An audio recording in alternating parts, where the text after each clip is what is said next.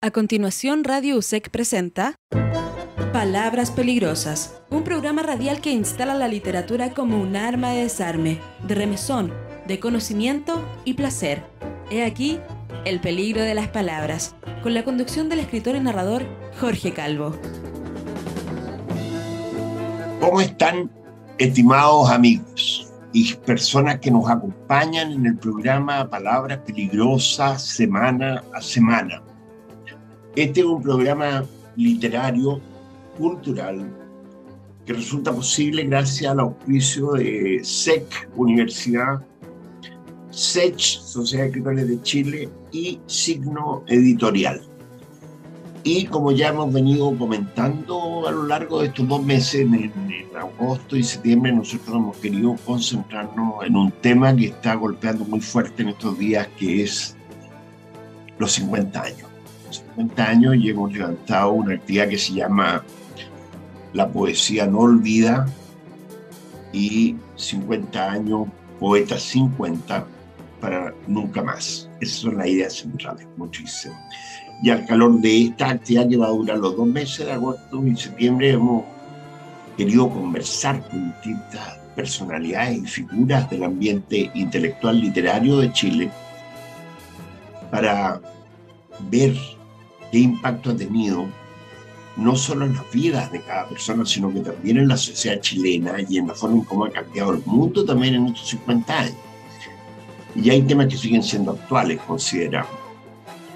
Así que para iniciar la primera escaramuza, voy a dejar con la palabra a Eva Devia, que es periodista. Pero antes de pasar la palabra, quiero presentar a las invitadas que tenemos, porque no quiero que se me vaya a olvidar eso.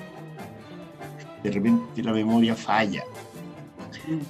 En primer lugar, yo quiero introducir con ustedes a una persona que es muy conocida y a quien yo tengo un alto aprecio. Ella es Carmen Berenguer, poeta, cronista y artista visual chilena.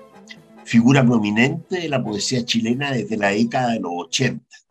Galardoneada con el Premio Iberoamericano de Poesía Pablo Neruda en el año 2008.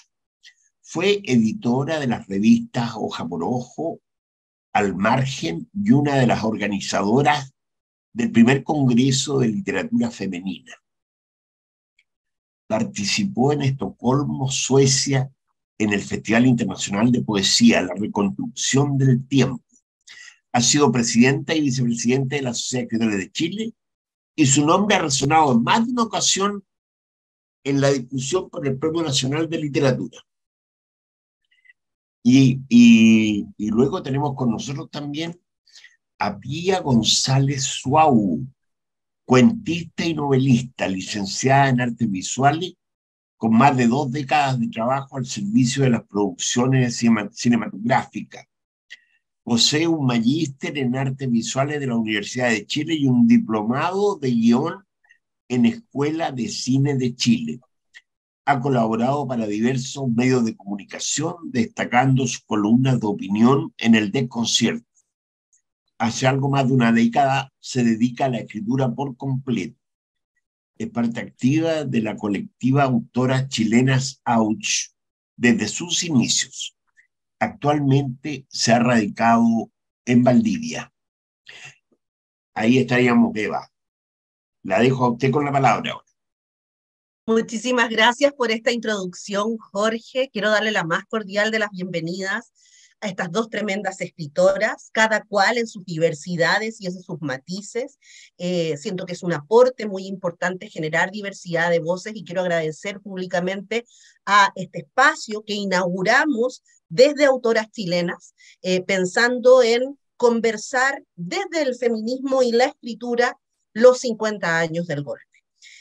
Nos encantaría conversar con todas, pero necesitábamos hacer un crisol y una especie de selección para poder tener pluralidad de visiones y de encuentros. Así que voy a partir con una primera pregunta que siento que es muy transversal y es bastante personal por la necesidad de documentar y de empatizar con las distintas realidades. Carmen, Pía, cualquiera de las dos que quiera comenzar, me gustaría saber en qué estaban o en qué las pilló el 11 de septiembre de 1973. Carmen. Gracias. No sé. Bueno, estaba pensando porque yo escribí esto en un libro, estaba pensando para recogerlo, pero no lo encuentro ahora al tiro. Pero lo que sí recuerdo del el golpe militar lo vi en la pantalla de televisión en Estados Unidos, en New Jersey, perdón, en Iowa City. Y yo tenía probablemente 20 y tantos años, 23, 24, no me acuerdo exactamente la edad.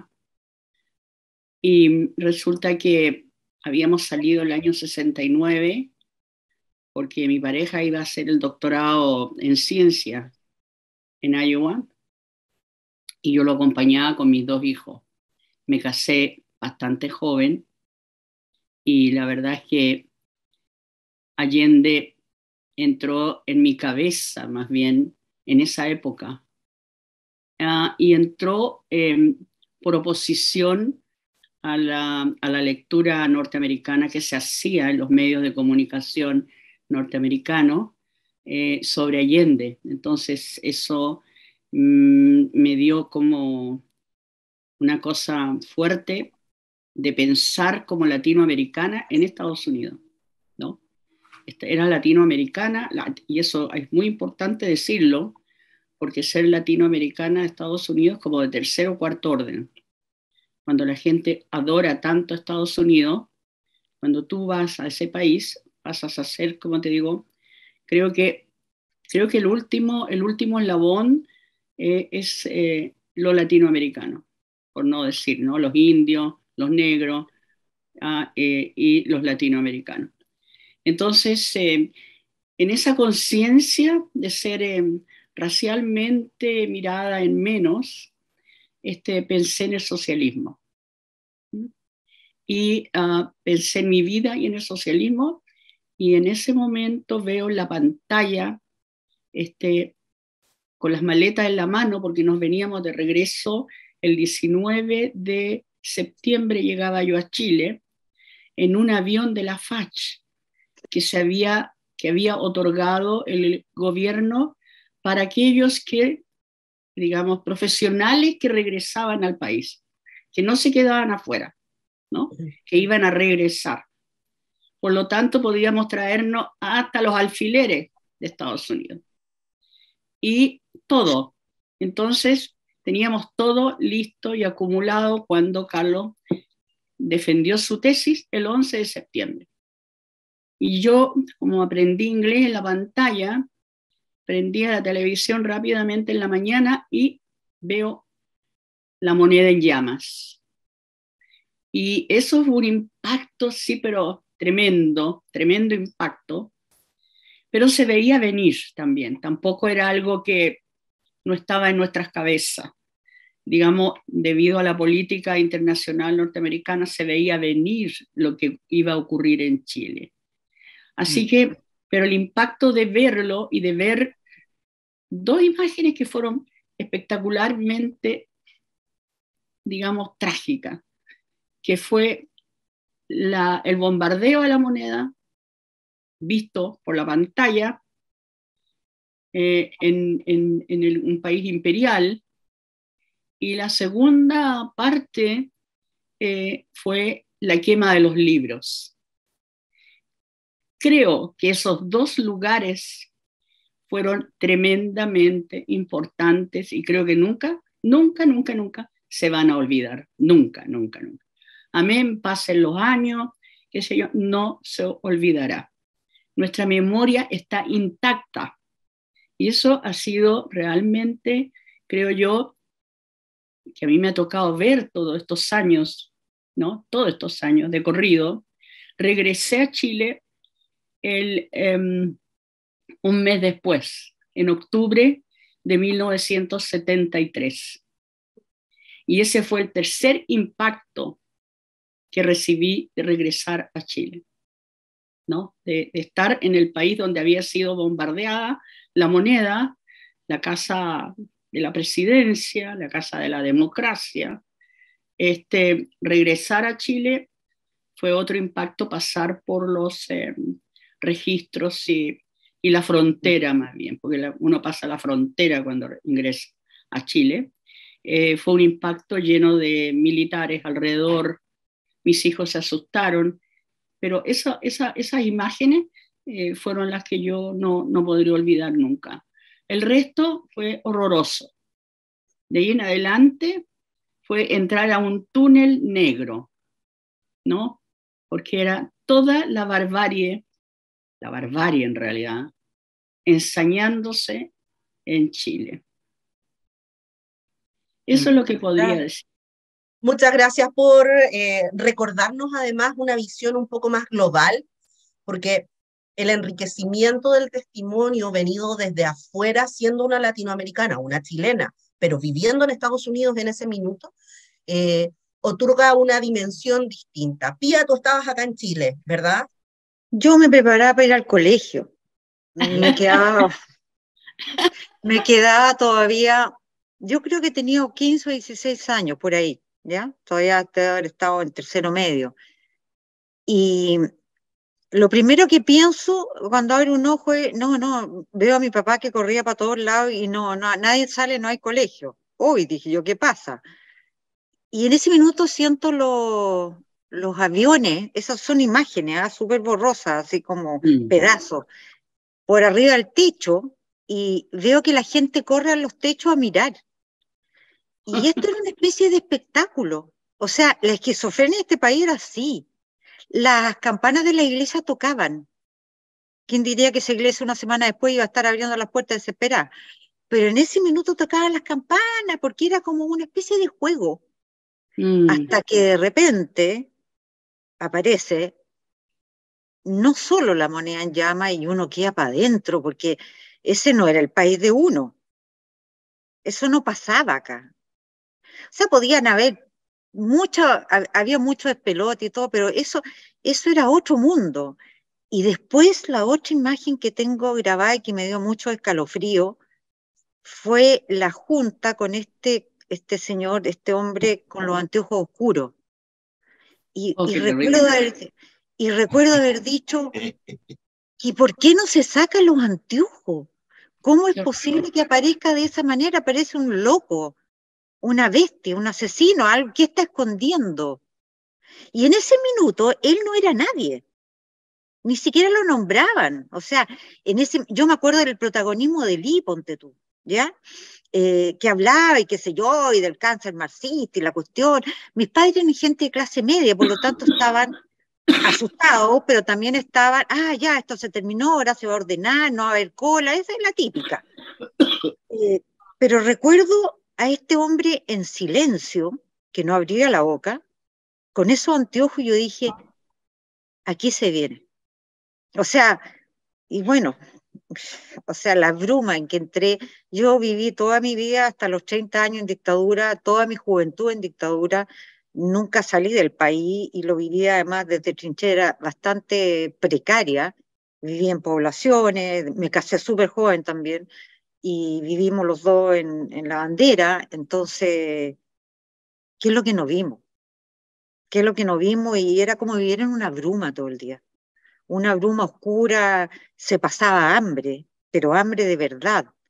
O sea, yo recuerdo de no haber tenido que comer en un minuto dado, porque además nosotros empezamos a trabajar, mi marido que falleció empezó a trabajar en las comunidades, empezó a hacer documental en Valparaíso con la gente tapada, que empezó a hablar de las torturas. Estamos hablando de los años 70 y tanto. O sea, no es todavía la década del 80, todavía el mundo, la gente estaba aterrada, estaba paralizada, y la persecución era brutal.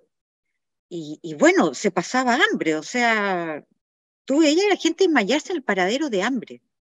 Esa es la verdad. Y me recuerdo de haber tenido té puro con pan y arroz, y haber comido día y día eso, porque la otra alternativa era olvidarse de todo. La misma esquizofrenia de ahora, si nunca ha sido distinto, y era como pertenecer a un mundo donde cantarle la cueca a estos militares, decirle que todo era maravilloso, y nosotros trabajamos en cultura más encima, o sea, ya silencio total, borrada de la historia, y la posibilidad era como trabajar, estaban desesperados siempre buscando gente en cultura, porque no había nadie disponible, y te ofrecían, pues, te ofrecían puestos y de todo, y no, pues uno no transaba, porque el que estaba ahí con todo, o sea, el que estaba con los milicos con todo.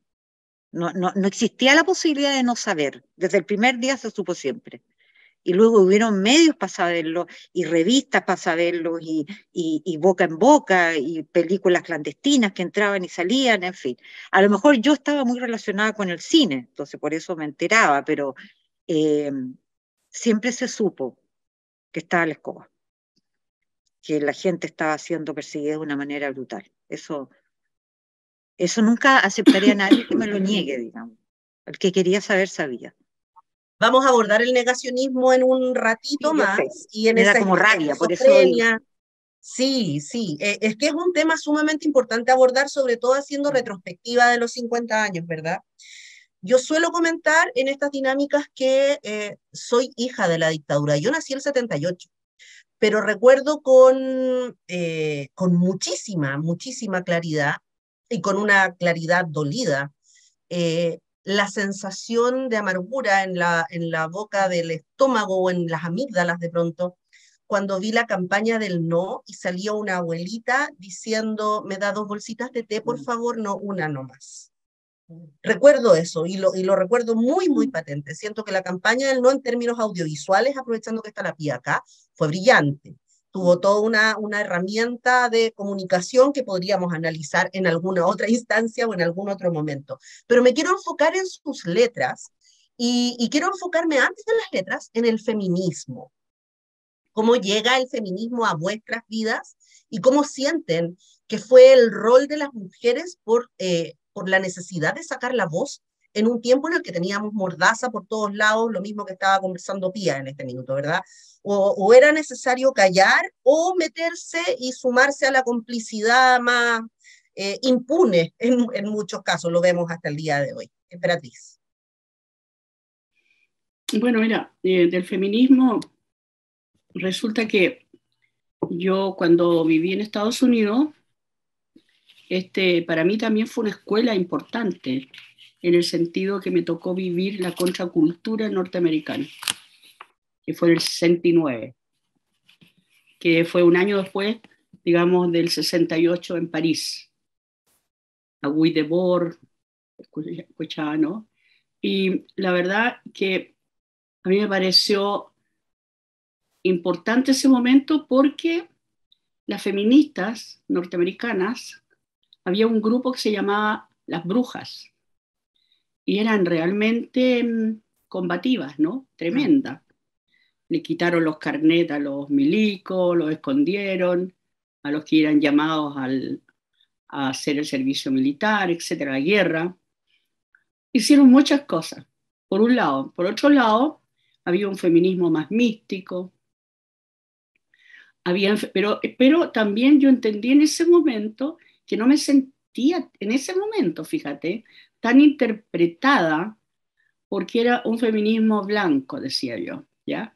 Como yo era bien morena, cuando joven era bien morena.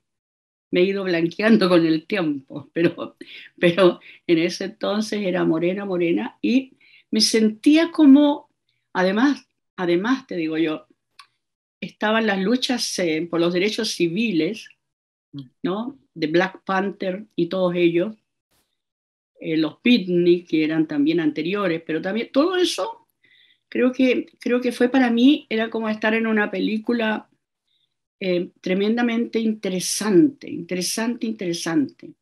Entonces, el feminismo, como te digo, claro, era el primer feminismo anglosajón, francés, ¿no? Y por supuesto que me interesaba mucho, pero no quería ser feminista en ese entonces. Y yo creo que hasta el día de hoy tampoco quiero ser feminista, porque ser feminista significa en algunas cosas como ser comunista, que tampoco quiero, ¿me entiende? Yo soy comunista, pero no quiero ser comunista, no sé si me entienden.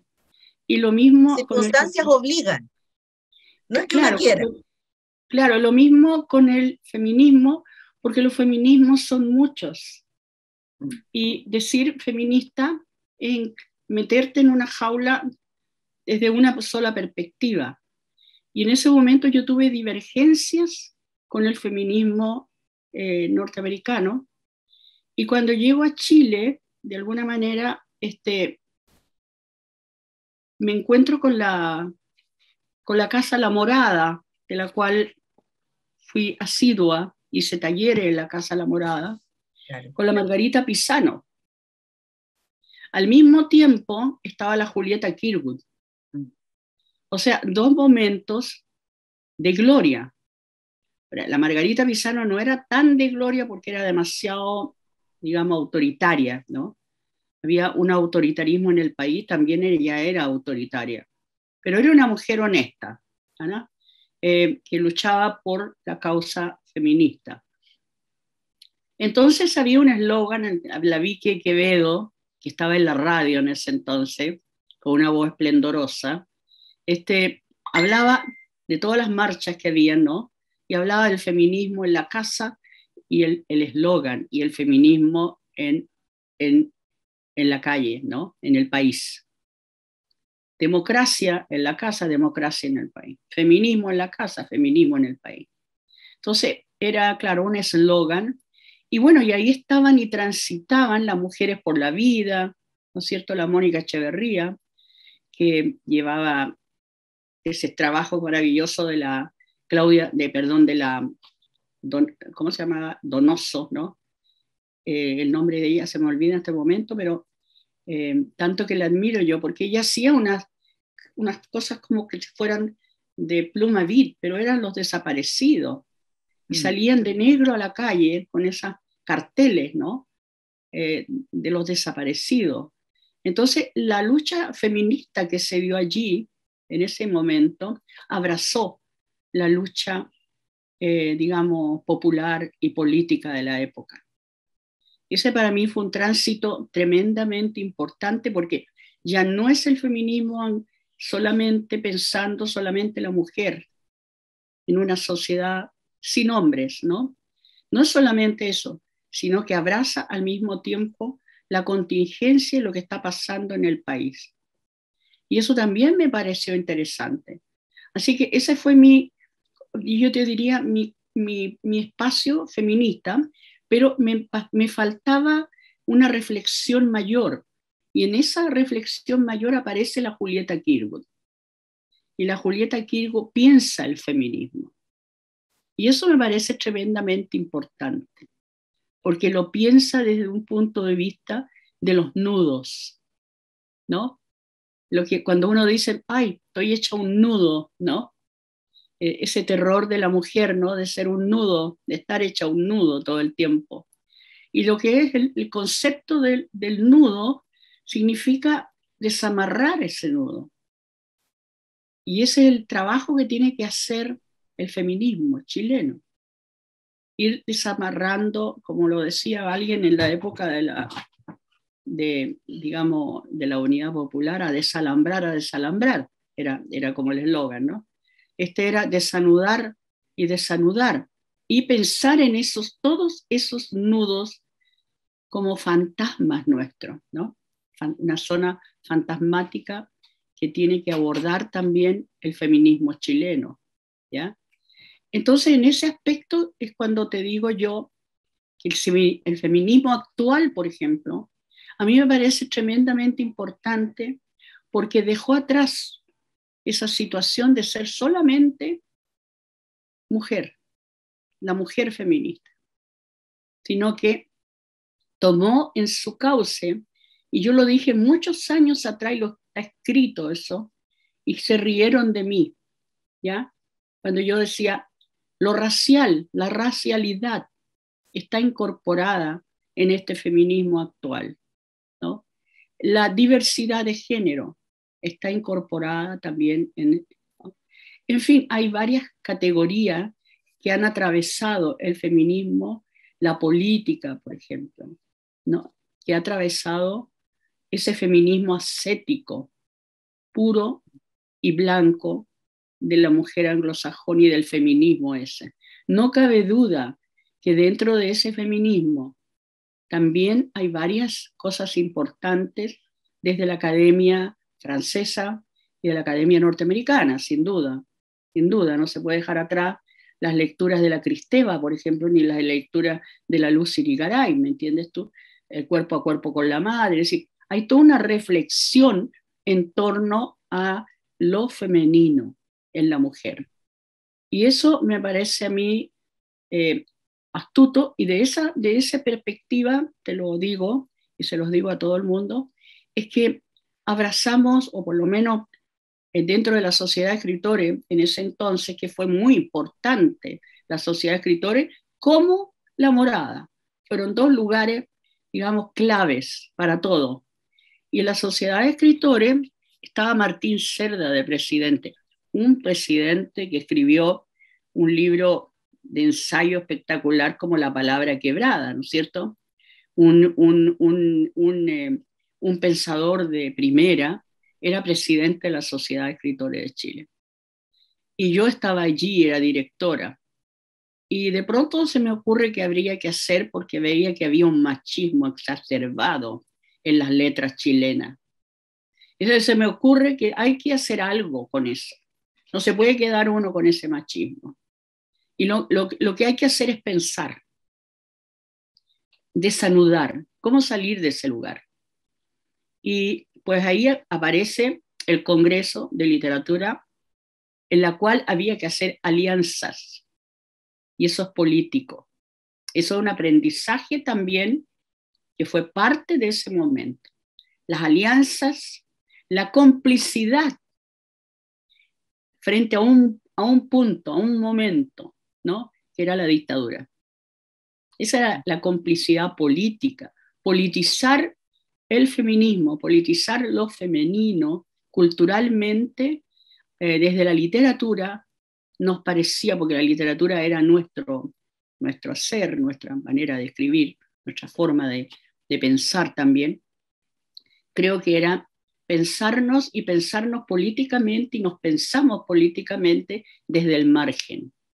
Ocupamos un sitio que estaba ya inaugurado en ese entonces, porque todo era margen, de alguna manera. La dictadura dividió el país en dos, y yo creo que nunca ha vuelto a ser uno. Lo dividió en dos, y ese fue un país al cual yo he vivido culturalmente muy estimulada, ¿no? A pesar de que no hay ningún otro estímulo fuera de este lugar o de estos lugares, a pesar de que no hay ningún otro estímulo digo, nos ha servido al menos para pensar nuestras letras y para pensar desde el lugar que uno escribe y del lugar también que uno está pensando. ¿Cómo me estoy pensando feminista en las letras? ¿No? No quiero ser una vieja remagona ni decir, no, yo soy mujer. Yo creo que la mujer está incorporada en las letras cuando uno está pensando en la mujer, justamente. Entonces está imbricada, ¿ya? Porque ese otro feminismo primero, que era el respondón, ¿no? Y que se ha hecho tal vez una caricatura, el de feminismo posterior, el feminismo chileno. Fíjense que este congreso no es menor, es el congreso inaugural en todo el mundo, no solamente en Chile. Es un congreso real que atravesó y permeó. Este congreso fue el que fue capaz de crear en la Academia Norteamericana el género, ¿no? Se creó el género, cosa que a mí no me gusta mucho, pero bueno, se creó el género, ¿no? Y se creó un feminismo de estudio, de académico. Pero eso pasa por nuestro congreso literario, que es importante remarcarlo y decirlo, que fue un lugar de reflexión, de reconocernos, de tener alianza y de tener idea que estábamos con un enemigo común, que era el fascismo la dictadura chilena. Tal vez llegó el momento de retomar esa posta, ¿ah? Digo, ha pasado harta agua bajo el puente y todo se vuelve un poquito gatopardiano. Cambió todo, pero todo sigue tan igual. Pía, Pía, querida. A ver, Feminismo. yo no puedo estar más de acuerdo, además un placer escuchar a Carmen, porque yo iba detrásito de esto, o sea, era como que me asomaba a una rebeldía personal que no sabía nunca cómo encauzarla. Estamos hablando de tiempos donde así todo el feminismo se planteaba como situaciones de pequeños grupos, de una élite, entre comillas, digamos, pero de una intelectualidad, ¿ya? Entonces, uno estaba todo el día en la sobrevivencia. Yo fui criada entre puros hombres, tenía una pataleta personal permanente, porque tenía esa sensación de absolutamente en carne propia de segundo, de coprotagonista en la historia, en todas las historias, desde las domésticas a las generales. O sea, mi hermano era muy importante que estudiaran muy buenas carreras. Lo importante es que yo estudiara una linda carrera y que, bueno, me casara, ¿ya? Que más o menos lo que hice. Pero no fue así. Y el tema es que en la gente joven con que uno se relacionaba, y en el cine incluso, era terriblemente machista. O sea, existía ese concepto patriarcal en todas las áreas.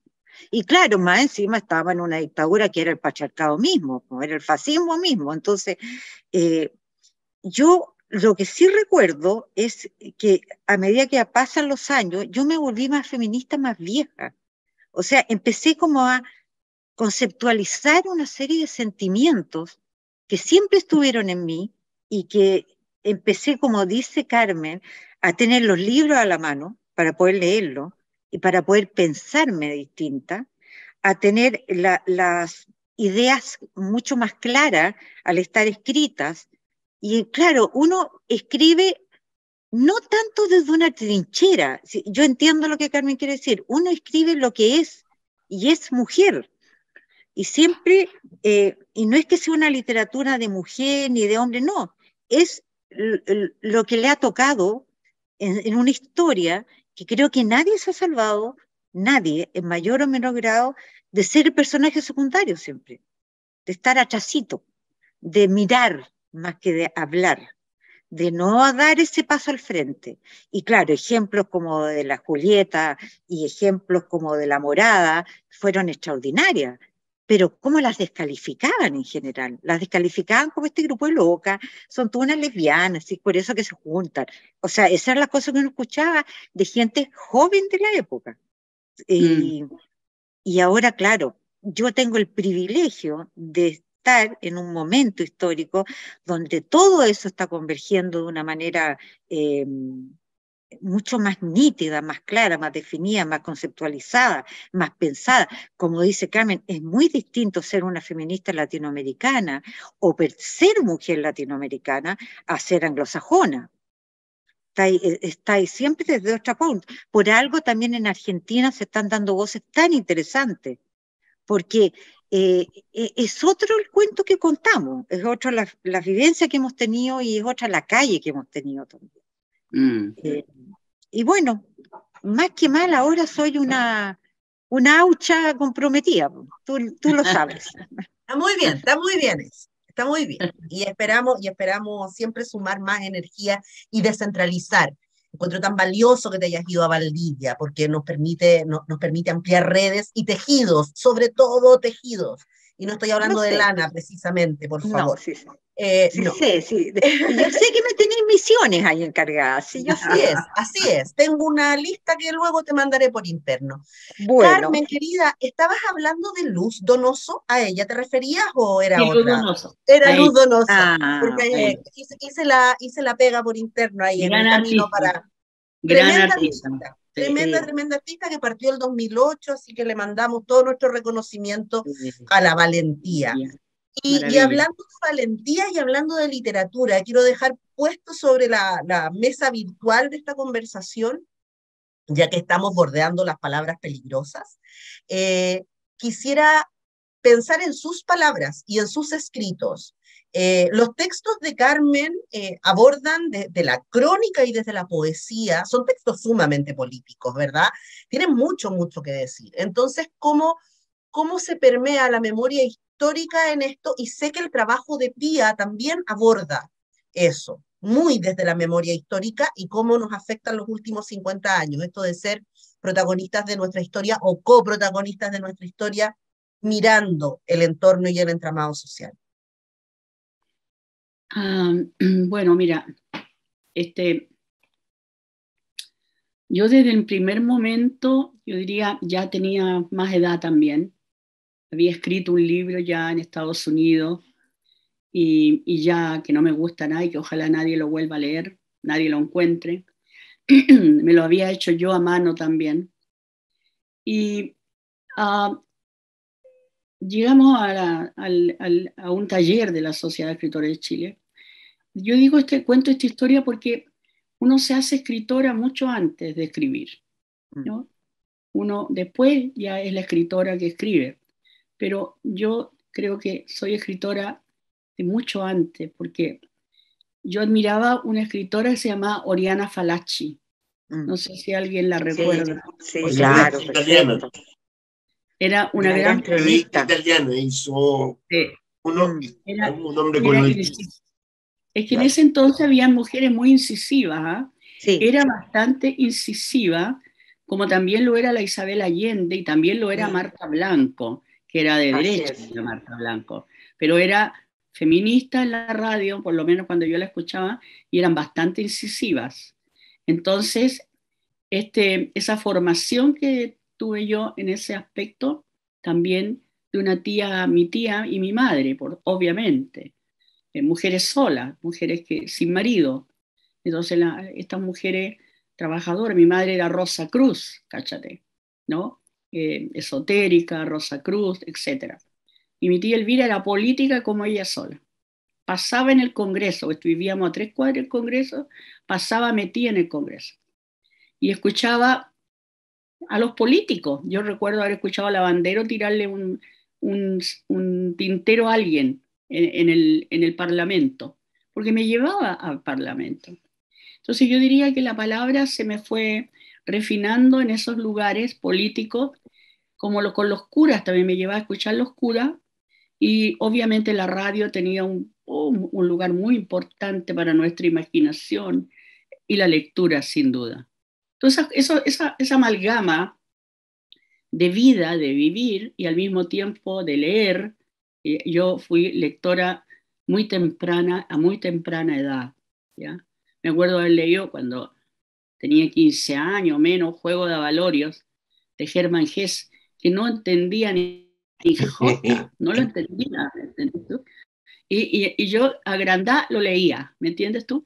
Y así muchos libros que leí, que tuve que repasarlos después, como por ejemplo Rubén Darío o Góngora, fueron mis 2 autores preferidos, yo diría.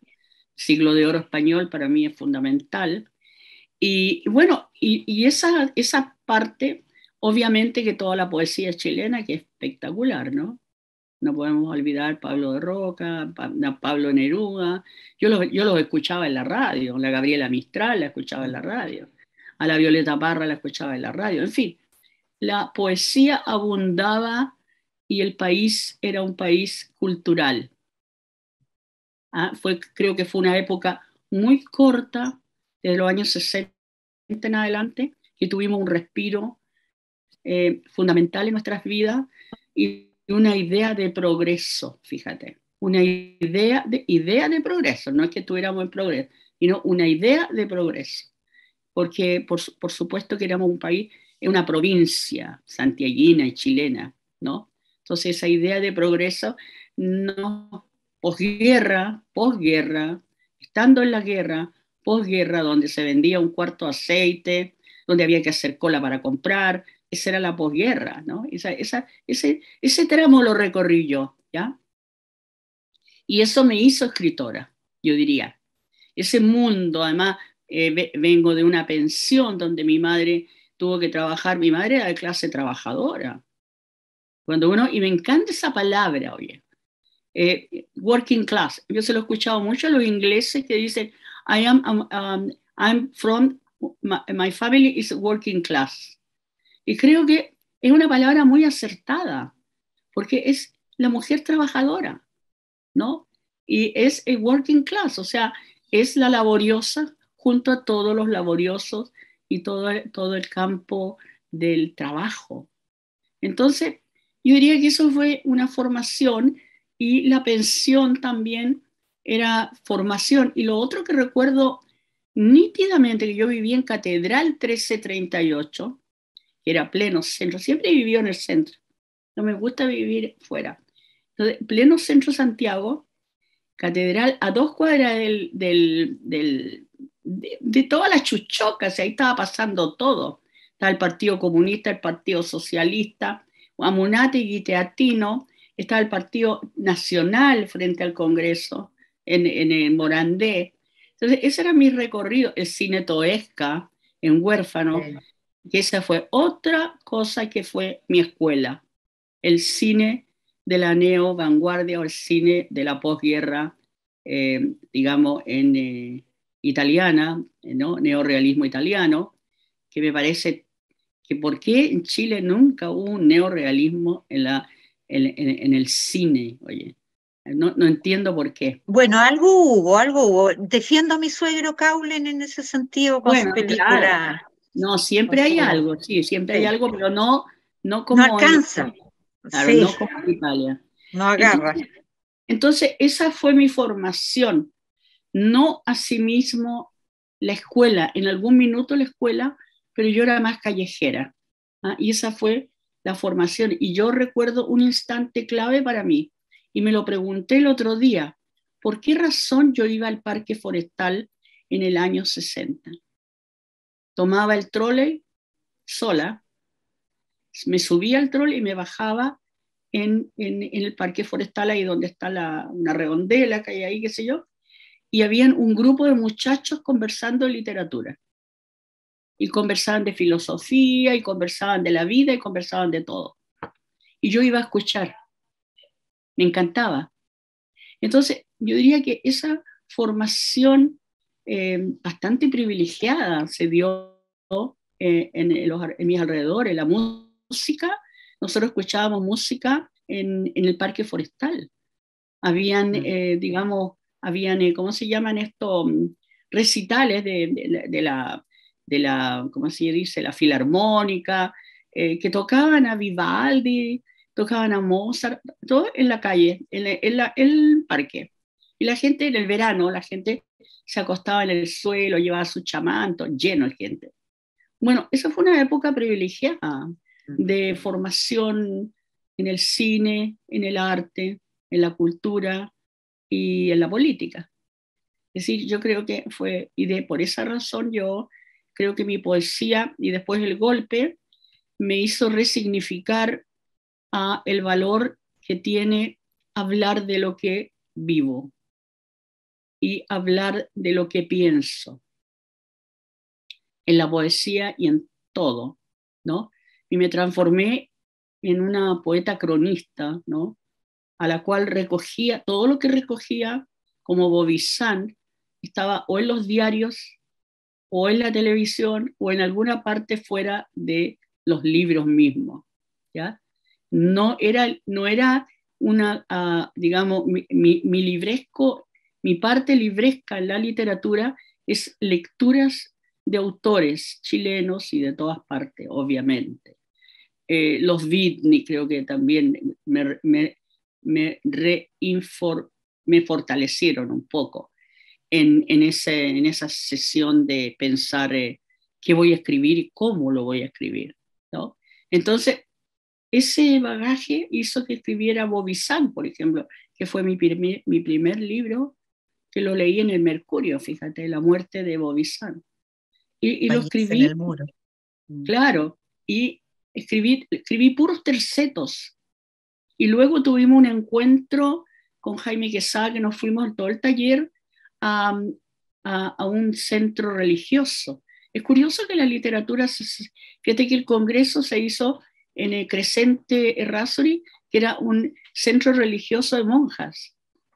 Ahí se hizo el congreso, ¿no? Y acá también era un espacio, digamos, casa de ejercicio que le llaman los curas, ¿no? Sí. Casa de ejercicio. Me acuerdo que me dieron un encuentro del taller literario, y me dieron una pieza que era una celda, la celdita de los curas. Y ahí dormí y ahí terminé Bobisán. O sea, era bastante ad hoc lo que estaba viviendo y tenía que pensar en el libro como una celda y pensarlo como un graffiti. Esa fue mi idea, como un rayado en la pared, como lo hacía Bobisán. Bobisán rayaba el excremento en la pared y no podía dejar de escribir. Así que escribía con sus propios excrementos en la pared antes de morir. Entonces, eso me llamó la atención a mí, y hicimos una puesta en escena con un uruguayo que vino de fuera del país y me dice, hagamos una performance, Carmen. Ya, le digo yo. Y me dice, mira, vamos a quemar un libro, vamos a quemar Mi lucha. ¿Ya? Oye, qué raro, le dije, ¿por qué vamos a quemar Mi lucha? Mira, no se me ocurre. No se me ocurre. Entonces me dice, sí, porque uno no puede estar haciendo lo mismo que hace la dictadura, sea que como sea, no te va a poner a quemar libros, ¿no? Entonces, pero lo pensé doblemente y me dijo, piensa qué podrías quemar tú. Y yo pensé, fíjate, que se me quemaban los dedos escribiendo, porque como lo que estábamos quemando y se nos iba quemando así, pensé en la emergencia de la escritura de la época de los 80. Y yo creo que eso fue esta performance, ¿no? Se iban quemando los dedos y era mi lucha, era mi trabajo literario, ¿ya? Bueno, esos cruces que uno hace con las performances y que nadie más sabe.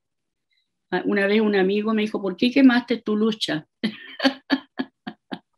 Bueno, pero te das cuenta, esa yo diría que fue mi cercanía, y con los otros libros que se dieron, pero algo que quiero terminar diciendo, no quería escribir como escribió ni Neruda ni Pablo de Roca, no quería escribir como escribió la Gabriela Mistral, no tampoco quería escribir como escribían en ese momento, digamos, con un argumento estructural en la escritura, como el estructuralismo, como muy incorporado al estructuralismo.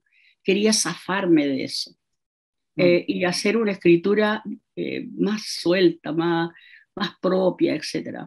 Y para eso tenía que pensar bastante en algunos autores que me rodeaban, como la Adrienne Rich, mujeres, como la Doolittle, como varias autoras de afuera, de América Latina, en la posesión de la palabra. Eso. Muchas gracias, Carmen. Pía, Eva. Yo sé que estamos con los tiempos súper justitos. Estamos casi sobre el tiempo ya. Casi. Yo creo. 8 minutos. Súper rápido. No, me podían haber parado, porque yo cuando me largo... No. Es muy no se puede. No, muy importante lo que estabas contando. Así que no. Es parte de la historia de este país también. Sí, claro. A mí me pasa que... Es una memoria que hay que rescatar y dejar en alguna parte, tiene que quedar, ¿no? Bueno, aquí quedó. Sí. Lo que me pasó a mí es que yo siempre leí como, igual que Carmen de chica, de metía a Germán Hesse a los 14 años, no entendía nada, pero no importa. A Chekhov me lo devoraba a los 14 también, porque para mí la lectura era meterme en el mundo que me alejaba del real. Y eso era fantástico. O sea, yo podía crear un mundo donde no estaban pasando las mismas cosas que pasaban en el cotidiano. Entonces, para mí era alejarme de todo, era poder, ojalá fuera bien gordo para que no terminara nunca el libro. Y lo que me pasó es que yo pasé de las artes visuales y del cine a escribir, y tarde, bien tardecita, y yo soy muy joven como escritora. Pero es una claro que lo eres. Pero ¿sabes lo que me pasó? Que yo decía, yo puedo conseguir una obra y la voy a instalar en la calle, o la voy a instalar en un museo, o la voy a instalar en una casa, donde sea, pero luego va a morir ahí nada más y eso sería todo. Y yo sentía que la escritura era algo que podía estar en cualquier parte siempre y se podía Claro. hacer sin ni un peso. O sea, en última Exacto, instancia escribía claro. a mano. No Sí. necesitaba la parafernalia que se necesita para hacer una instalación, o los millones, o los no sé qué, nada. Necesitaba mi computador, que era viejito, que era lo único que tenía, y entonces podía hacer algo a través de eso. Y con mucha timidez, con mucho miedo, porque escribí, lo que he escrito es muy biográfico siempre. Yo no tengo mucha capacidad de irme a grandes mundos de afuera, siempre hablo muy de lo mío nomás, y en lo mío, claro, está toda atravesada la historia de nuestro país. Las columnas del desconcierto eran, bueno, esa era la batalla como, todo lo que podía, era antes del 19 de octubre y después del 19 de octubre, así que yo era, dale que suena, y tanto que me fueron a buscar ahí a la casa, a, Oye, sí, llegaron a los en tiros. plena democracia, Sí. en pleno siglo No, no, XXI, y fueron a preguntar por ti mm, hace sí, poquito. no. Y mira, yo he tenido en mi vida, no he creído mucho eso, que no pasa nada nunca, porque a mí en plena democracia me han pasado cosas y a mis hijos le han pasado cosas que, que da lo mismo. O sea, bueno, si de dictadura no hubiéramos estado aquí hablando, pero de todas maneras, este país profundamente no cambia mucho. Sigue con los mismos hilos moviendo. Sí. Y precisamente desde ahí, para hacer una reflexión tipo cierre, porque sé que estamos sobre el tiempo, medio minuto. Mm. Emperatriz Pía, ¿qué pasa con el negacionismo hoy día, 50 años, y con esta esquizofrenia de la que nos hablaba Pía hace un Es rato? que, ¿sabes lo que me pasa a mí? Que para mí nunca ha sido distinto esta esquizofrenia. Porque cuando viene el 19 de octubre, yo, claro, a todos nos se rebalsa el corazón porque no lo podíamos creer. Parece que esto va a ser distinto, van a hacer cambios, y de repente, ¡pum!, todo se cae. Y esa misma persona que llegó a decir, parece que sí, se violaron los derechos humanos y todo, ahora niega todo porque no le conviene o porque le conviene económicamente. Al final, ¿quién mueve los hilos? Es la plata. Y siempre ha sido así, es el poder económico y político que son uno, férreo. Y por lo tanto, esa misma gente que fue capaz de mirar para el lado o de hacer lo que hizo directamente, lo haría de nuevo. Lo haría de nuevo, y yo no puedo dejar de tener ese sentimiento que es bien desesperanzador, pero pretendo que la gente joven reaccione, despierte, se dé cuenta que le engañan, se dé cuenta de que el miedo aquí se ha trabajado siempre como una herramienta de manejarnos. Y por lo tanto, tenemos que Mm. sobreponernos a ese miedo endémico que tenemos, porque claro, tú me decís, llegaron los tiros a tu edificio y preguntaron por ti, Mm. y yo me caí de susto, esa es la verdad. Y yo decía, ¿pero por qué? ¿Cómo? Pero igual, porque reacciona al tiro. Y cuando vino el toque de queda, llamaba a todos mis hijos, les decía, véngase para la casa, ¿cómo se le ocurre? Nada, mamá, no estamos ni ahí, y yo no entendía esto, que no estaban ni ahí, y no le iban a salir a disparar. O sea, eso está. Por lo tanto, que llegue el negacionista actual, joven, viejo y sobre lo que sea, y diga, yo pongo ahí la polvorita y pongo ahí el fósforo y listo, enciendo y manejo este país como quiero, está pasando. Claro, van a ver retroceso, vamos a volver a avanzar, no me cabe duda, se está develando lo que son la extrema derecha, solita, pero están ahí siempre a la guaite, como para decir, mira, al final nosotros llevamos los hilos. Y bueno, ahí está la cuestión, po. Tenemos que no dejarlo pasar eso, de la forma, miles de formas que podamos hacerlo cada uno desde su escenario, creo. Los Ya, pues, escalofriantes que pareciera que siempre van un pasito adelante, ¿ah? Es como tienen la tranquilidad y bueno, la pero calma de pero si este país se hizo así, si desde la de independencia que se hizo así, nunca fue distinto. Y cuando fue distinto eran chispazos, con la represión se ahogaban y luego se instalaba de nuevo. Entonces, claro que tienen experiencia en manejarnos así. Carmen, una última reflexión para ir cerrando y ya nos tenemos que despedir. Ya, mira, voy a tratar de ser lo más sintética posible, pero estaba pensando justamente eso en un momento del pasado como momento pasado mío, ¿no?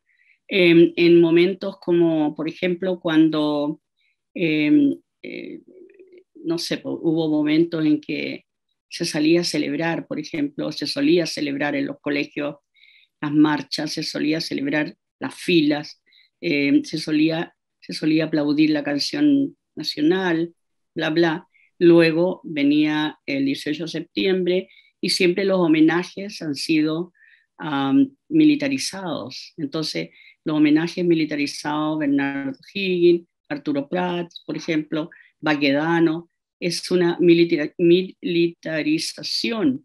En cambio, si tú piensas en Estados Unidos, ¿cuáles son sus íconos? Son siempre cartoon, ¿me entiendes? Porque esconden un pentágono muy duro, pero el cartoon los hace sobrepasar como el Superman, como el Tarzán, ¿cachai? O el Super Ratón. Entonces, recuerdo a Humberto Eco con eso. Claro, esas son las claves más o menos. Y en ese aspecto, te digo yo, esa militarización nos ha hecho sentir siempre culpables a nosotros. Nosotros somos castigados, hay un sadomasoquismo con nosotros, porque nos han hecho que nosotros somos los que tenemos la culpa de todo lo que pasó en Chile. Y somos castigados profundamente por eso. Es decir, se castigó al pueblo chileno en ese momento y se sigue castigando ahora en un pensar libre. Yo quisiera pensar libre, pero ellos pueden y quieren.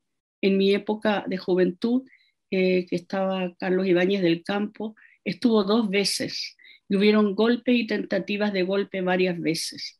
Es decir, nosotros somos marcados por el golpe desde que nacimos, antes, mucho antes, desde 1810. Somos marcados por golpes. No sé cuántos golpes han habido en Chile. Entonces hay una clase política, una clase, si ahora es empresarial, hubo una clase terrateniente, que ustedes no pueden olvidar, los terratenientes y los dueños de la tierra de Chile, y las ojotas, ¿me entiendes? Eso no se puede olvidar. Y esa terrateniencia y esa empresarial es lo mismo. Son una clase de dominación frente a un pueblo inerme. Si hoy día hubiera un golpe militar, que lo puede haber, claro que sí, yo no le llamaría negacionista a esta gente, porque el negacionismo como que le quita lo que son, ¿no? Es un fascismo renovado. Eso es lo que es. Y ese fascismo puede atacar de nuevo, no le quepa duda. A mí me ha sorprendido que en el ámbito de hacer agua, como hicimos agua, al mismo tiempo, como metáfora, estamos haciendo agua en el gobierno. A mí no me extraña lo que pasa en el Parlamento, ¿me entiendes? Es lo que pasa en Argentina con ese Millet, ¿me entiendes? Es lo que pasa acá, que lanza a la gente a la calle a vociferar. Cualquiera está vociferando cualquier cosa.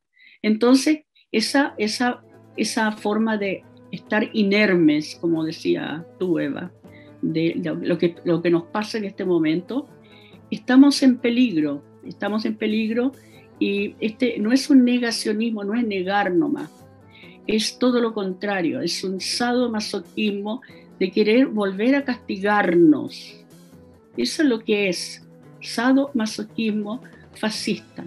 Entonces, como no somos un pueblo, digamos, ha sido tan castigado este pueblo, que no tenemos palabras como para poder tal vez decir nada más que eso, ¿no?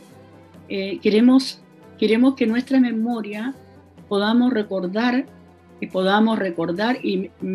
digamos, conmemorar los 50 años, conmemorándolo tranquilamente.